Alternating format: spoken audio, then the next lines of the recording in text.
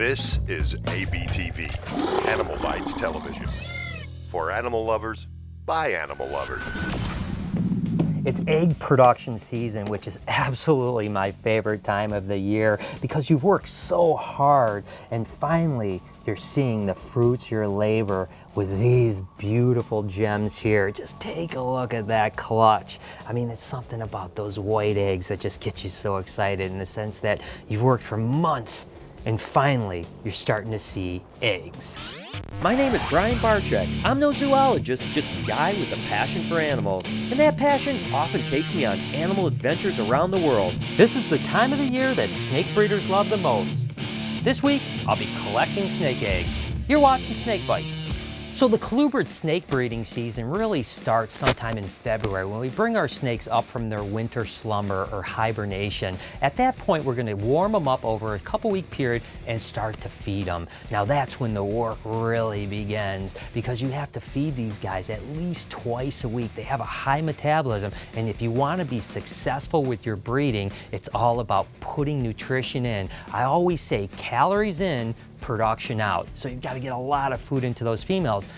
And of course, if you're feeding something, there's going to be a lot of waste. So we're cleaning these snakes every single day. We go through and spot clean, make sure they have fresh water. After a week or two, we start to put males and females together. Every single day, we have to switch males into new cages and watch their breeding. It's a very work-intensive process, but it's so worth it. I tell you, there's no doubt the Colubrid room really keeps us busy. But after a couple months of doing that process, feeding, cleaning, breeding, we start to see the results of what we're doing. And we start to look for things like this, which is a corn snake that is swollen up with eggs. Now the signs that you're gonna see is of course that big dissension, and she's gonna look really full, almost like she ate a ton. Now typically, right around a week or week and a half before they're gonna go into their pre-lay shed, they'll go off of food. So I know this girl hasn't fed in a couple weeks because I can look at her feed chart right here. So I know that these are eggs right here and she's fully distended with them.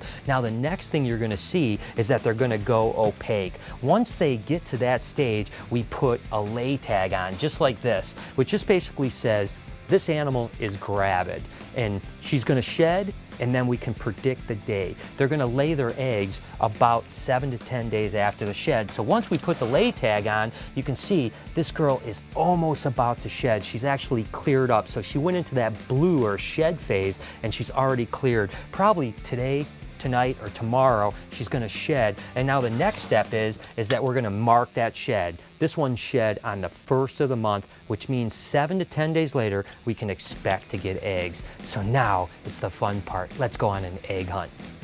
So usually when I'm doing a Snake Bite show, things are kind of produced out and I know what I'm going to say, but today, because I'm collecting eggs and it's such a cool experience, I'm just going to bring you guys along on the journey, how I'm feeling about collecting these snakes.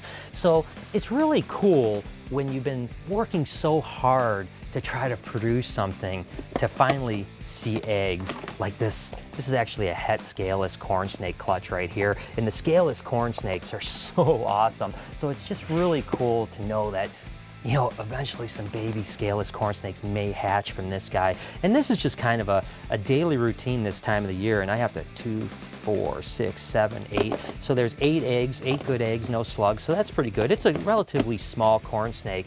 So, but you know, hey, it's scaleless to het. So theoretically, there could be 4 scaleless corns, which is pretty cool. And it's really important when you're this time of year to do a lot of data. You know, I mean, you want to make sure that you always have everything marked and redundancies. Like I'm marking the date it laid here. I'm marking the day on its feed card. I'm putting a check on this. So that way we know we can get that cage revamped, get watering with it, and start feeding it right away. And then of course I have to write it down in my logbook because every single snake we produce, we want to know exactly who the mom and the dad is for a couple reasons. Number one, that way we can kind of continue to protect ourselves from too much inbreeding. We don't want to have stuff you know, get over inbred, obviously. So, you know, what I'm doing is I'm marking down in the egg book, and then I'm marking on the egg box itself too. That way, you know, again, I have redundancy. That, you know, I'll be honest with you, that one of the problems with probably having a bigger collection is that you do have to rely on other people to take care of things. And although I'm always happy with our crew, you know, people make mistakes. Heck, I make mistakes. So we want to make sure that we always know what's going on so that there's no way that anyone can kind of, oops, you know, something popped out of a clutch and now we don't know who the mom and the dad is. And so again, you know, we want to know who the mom and dad is, not only for inbreeding and stuff like that, but we also want to make sure that we can provide that information to customers. That way, if you specifically want an animal, we know exactly, here's another scaleless corn snake clutch, and this is another, you know, beauty. Again, not a real big clutch. Again, it's 2, 4, 6, 8, 9 eggs, 1 egg more than the last clutch, but still really beautiful, you know. And the thing is, guys, is that, you know, I've been breeding snakes now since I was 15 years old, and you know, it's hard to really even express to people how much I'm still into it. And you know, even though I'm you know, probably going in the opposite direction and not really growing my collection, but downsizing it a bit because, you know, I want to do more stuff with snake bites and animal bites. The fact is, I still just absolutely love breeding snakes. I mean, I love the whole process. You know, I wake up in the morning and I can't wait to get to work to see, you know, I mean, you know, even in the breeding season, it's really exciting to see, you know, what's breeding and how animals are looking and when they start to swell up and all that other stuff. You know, the thing is that I always kind of tell people that you have to love breeding snakes or even working with snakes, or maybe even working with any animal, to be honest with you, more than you can absolutely imagine, because it's going to be long days. It's going to be a lot of times when friends are going out and doing fun stuff or going to a ball game or whatever the case may be, you're stuck working with animals. You know, I mean, these guys they're not on your schedule, you're on their schedule. So you have to really love it to a level that it's almost habitual, it's almost crazy, you know? I mean, like, you have to wake up in the morning and want it so bad. And the thing is after so many years of doing it, you got to get to a point where you don't start, oh, this is another, and this is actually a het striped scaleless corn snake clutch. And this is actually a little bit smaller eggs, but 2, 4, 6, 8, 10. So it's kind of weird, right? 8, 9, 10. I'm trending in the right direction, if nothing else. That's really good to see. But again, you know, I think that, you know, the one thing I always tell people when they ask me, like, you know, how can I breed snakes for a living? How can I do what you want to do? I always tell people, will you be able to survive the grind that it takes to breed snakes? You know, the fact that year after year, you really never have any downtime. You're always working. You're always, you know, at the snake's beckoning call. And like I said, to me, I couldn't imagine life any different way. And whether I stay a commercial breeder or eventually cycle my way out to something different or whatever life brings my way, the fact is I will always work with animals and I'll always work with snakes because I love them. I mean, there's nothing, you know, no matter how much work it is and how late the nights are, I'm still just, you know, there's never a time I'm not excited. Every single clutch of eggs I see, I get excited about. You know, it's not like, you know how sometimes you've been doing something for a while and you know, the newness kind of wears off and you're like, yeah, whatever, I've done that, I've been there. You know, for whatever reason, and I don't know what the reason is, I just don't get that feeling, you know what I mean? I'm just as excited today as I was when I was 15 or 16 years old. Now, don't get me wrong, there's certainly, you know, certain projects that you're more excited about, something that maybe you put 4, 5, 6 years into. And it's funny because some of these projects I'll put that many years into and they're not worth anything. It's not really an investment, so to speak. I mean, some pay off really well, obviously things like scaleless ball pythons and other things, but a lot of times I'll put 6, 7 years into a project and then when I finally hit it, I'm selling them for $25 or $30, you know. Certainly wasn't worth all that time and energy that I put into it as far as a financial, but it was rewarding to me because I absolutely just wanted to see that animal produced. And whether it's a colubrid or a live-bearing snake or a ball python or a whatever type of snake, and this is really a cool snake here. Take a look at this really quick. This is a high white California king, and you can see how cool these eggs are. These are, 2, 4, 6, 8 eggs. And I always say, just take a look at this really quick. This is what I am just fascinated about nature. I mean, look at how skinny she is after she laid that clutch of eggs. I mean, she put so much energy into that clutch of eggs. And then you look at that little snake right there, and then you look at this, and you think, how in the world did that fit into that snake's body? And she looks terrible right now, but the thing that's amazing about colubrids in particular is 1 or 2 meals and she'll really beef up, and within a week or 2 she'll be back to her old weight. And of course colubrids can double clutch. And again, I work with all kinds of different snakes. They don't have to be super expensive or rare. I think that I'm just kind of a snake nut, so to me, I don't really look at like the value of animals as far as what I want to work with. I look at them as just, do I want to work with that animal? And then if I can make some money off it and make it profitable, then that's even better. I mean, I guess the old saying, do what you love and the money follows, I guess really does stand true when it comes to reptiles as well. But it's just, it's cool because again, well, going back to what I was saying before is that when me and Lori were alone, there were several times that I would, 2, 4, 6, 8 eggs again. 8 seems to be a pretty common number today. Where a clutch of snakes would hatch out that was supposed to be, say banana cow kings, and they would hatch out, Brooks king snakes, and that again, that was when we were early on, and we didn't have employees, so it was always my mistake. Maybe Lori's probably more like mine. 2, 4, 6, 8. That's C8. But we didn't have anyone you can't really blame anyone for those mistakes but myself, so it was pretty easy to figure out, okay, well, I marked C7 instead of D7 or something like that. So it was pretty easy to kind of figure out what I did wrong. But over time, you kind of learn to make sure that the systems are so redundant and so kind of dummy proof.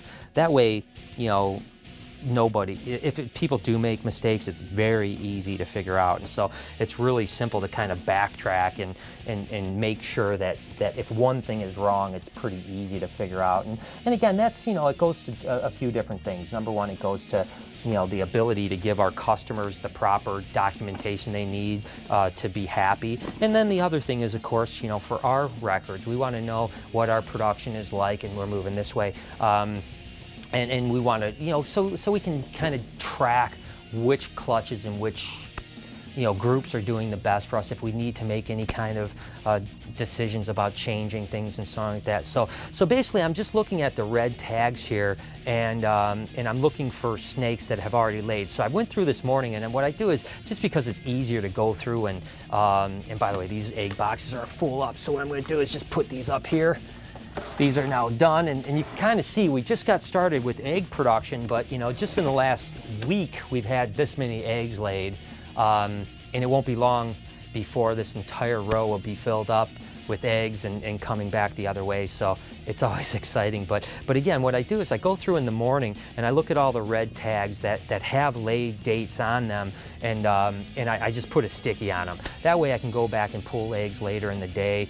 Sometimes females are still laying, maybe they're on their last egg or two, and I want to make sure that I'm giving them enough time to get all those eggs out, because the one thing that you'll definitely see is that if you pull a clutch, you open a box and the female's laying, and I don't know if there's any more in this one, so I think we actually can turn the corner here because that was it for this side. You can go back and it gives them a little more time, because if you shock them like, oh my gosh, they're laying, sometimes they call it denosia or egg binding, and that can be a major problem with snakes. So giving them that extra 3-4 hours is pretty important and really helps out a lot. And again, I tell you, it never gets old. I don't know how many thousands of clutches, I mean probably tens of thousands of clutches of eggs I've pulled in the last 25, 26 years. It's still awesome every single time, I tell you. I'm always shocked when people get used to, like, oh yeah, it's just another day or something like that, because for me it's certainly not another day. And 2, 4, 6, 8, 10. In the egg part, I mean, they're just eggs. They're not baby snakes, right? But you got to have eggs before you can have baby snakes. And so to me, it's a great part of the progress. And although the egg pulling, can be pretty, time consuming. I mean, there's days that I'm in here till 11 or 12 o'clock at night pulling eggs. it's still really rewarding, you know, and it gives you hope for like, and you know, every time you produce a clutch of eggs too, the other thing is that you never know what's going to hatch, right? You know, you're basically like, you know, maybe this is going to be something really cool. You know, and I always say that there's like two different things when you're breeding snakes. You know, first is the projects, you know, that you're literally going for. So when you breed like, you know, a het to a head or whatever the case may be, and you're hoping to produce that really gem of an animal, that's fine. You know, I mean, that's good. And then you just got to hope that your odds hit and all that other stuff. But then there's, you know, especially when you do snake, well, you know, I was going to say when you do snakes in volume, it increases your chances of producing something unusual, like a freak type animal. But the truth is I know people that have produced their very first clutch of eggs and just completely hit this unusual animal. So it's pretty cool. This is actually a het plasma, which is of course the lavender diffused or lavender blood red corns, and I've always loved those animals. Just, oh my gosh, they're definitely one of my favorite corn snakes. So it's always nice. This is a het plasma bred to a plasma, so theoretically half the babies should come out plasma, which is good. And you know, our fertility has been really good this year, which has been a blessing. 2, 4, 6, 8, 9. You know, it's not always the case. You know, sometimes you do everything right, and sometimes your fertility just isn't good. I would say with colubrids this year, we're just getting started, but you know, certainly our fertility is in the, you know, 95, 97% range, which is really often, you know, oftentimes not the case. Sometimes you'll be in the 70 to 80% range on a bad year, and on a good year, maybe 85%. So we're really running good this year, and that's really a testament to just, you know, the crew, 2, 4, 5, the crew and you know, Lori's been working really hard in here, and everyone's just been putting in a lot of time and energy to try to make sure that this, you know, is a really successful breeding season. But even sometimes when you do everything right and you work really hard, you know, maybe the temperatures are a little off. Like, we keep this room relatively cool. It's the coolest room in the building. It's at about 78 degrees in here, dips down to maybe 76 at night. And so it's important, because with colubrids, if you get too warm, the male sperm can go bad. So again, short periods of time, like obviously in the wild, you know, males are gonna get to a certain temperature and that's not a problem, but you can, you know, they can also move away and go into cooler areas, you know, whereas here they're kind of stuck in one area, so we have to give them the heat gradient that works. And again, you know, look at it, it's just it's just so awesome. I mean, this is a snow corn snake, and again, another beautiful clutch of eggs. Not even, you know, I think I've had, you know, on everything I've pulled today, I've had a very, very small amount of slugs, you know, just a handful of slugs. So hey, the snake gods are on our side this year, and hopefully it'll continue to be that way. And again, I think it's, again, the temperature, the condition of the animals, the fact that we've really worked hard at making sure that, you know, they've been fed well, and that they have plenty of beef and stuff like that. 2, 4, 6, 8, 10, 12. But you know, you're still, you know, they're still living animals, right? You mean, you know, you're at the mercy of nature, and sometimes things just don't work out the way you want them to. But you know, nevertheless, I mean, you know, this is probably, quite honestly, my favorite job out of everything I do. And you know, sometimes, you know, maybe I can think, you know, pulling babies is cooler. To some extent, it really is, because then you actually see the little life. You know, you're like, oh my God, that snake is hatched here, and you see, you know, it's like, you think, I always think of things like, how weird is it to think like I'm the first thing that they've seen, you know, other than maybe their sibling snakes, you know. And then I often wonder, like, I wonder what they think, like when they're like, what the hell is this guy? You know, who is this guy that just opened this egg box? So certainly hatching snakes is pretty awesome. I'm not gonna lie at all and say that it's not. But you know, pulling eggs is cool too, to me anyways, because it like I said, it's that progression of what's coming, and without getting eggs, you aren't gonna get baby snakes, and so this is the next step. So so regardless, I think we've collected all the eggs for the day, which is pretty awesome. And oh no, one more clutch. See, I thought I had one more clutch down here when I was doing it. And this is actually a sun-kissed, a hypo sun-kissed corn snake. And let's see what she has in here. Yep, nice, again, beautiful clutch of eggs, you know, just perfect pearly white. You know, oh wait, there's one slug in here. See, this is a good example. I can show you guys really quick. So basically, take a look at this really quick. So if you see, these eggs obviously are nice and white and pearly, and then look at this one right here. That one is squishy, yellow.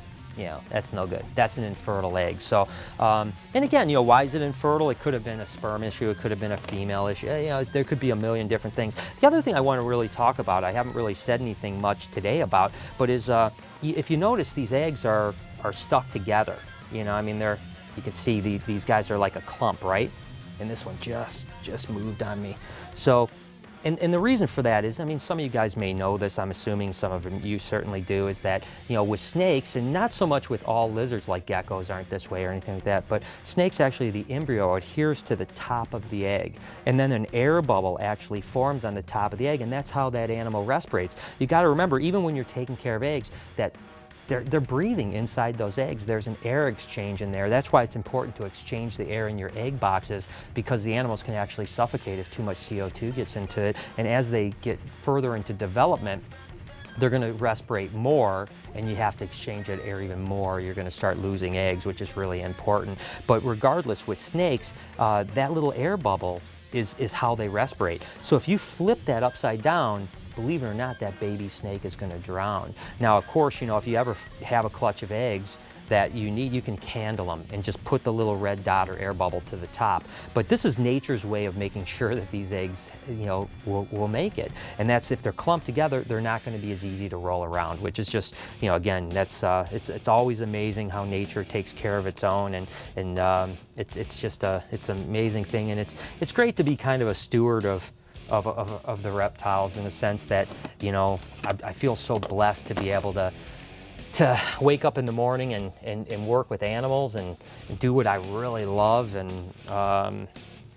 you know, and you know, anyone that doesn't think that I appreciate every moment of it doesn't know me well. This is 2, 4, 6, 8, 10, 12, 13 eggs. So 13 eggs is going to wrap up our day. I hope you guys have enjoyed kind of tagging along with me, seeing the snake eggs. Again, you know, this wasn't a highly produced, you know, situation here, 2, 4, 5. It was more just kind of like, hey, hang out with me while I do something that I think is one of the coolest things that I do. And as always, you know, I'm Facebooking and tweeting my way through it. When I'm pulling snake eggs, I'm all the time taking pictures. I'm tweeting them, I'm Facebooking, I'm Instagramming. So make sure to follow me over at SnakeBytesTV and on Instagram at SnakeBytes.tv. Until next week, you've been watching Snake Bites. Hi, I'm Peter Birch, an Aussie bloke who loves wildlife. My respect for nature started when I was a young boy in rural New South Wales. Since then, it's exploded into an obsession. New episodes only on AnimalBytesTV.